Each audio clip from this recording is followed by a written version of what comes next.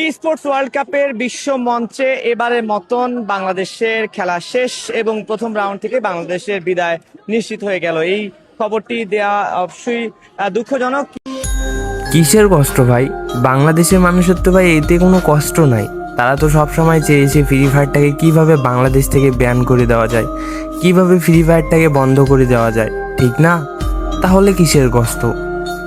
কষ্ট হচ্ছে গিয়ে কিছু ফ্রি ফায়ার লাভার আছে যারা ফ্রি ফায়ারটাকে অনেক ভালোবাসে, ফ্রি ফায়ারটাকে ধরে রাখতে চায়, তাদের হচ্ছে গিয়া কষ্ট, ঠিক আছে না?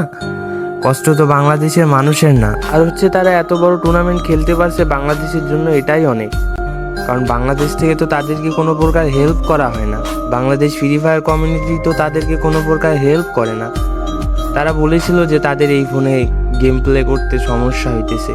এখন তোমরা হয়তো বা বলতে পারো বাকি যারা খেলতেছে তারাও তো সেই নতুন ফোনেই গেম খেলতেছে।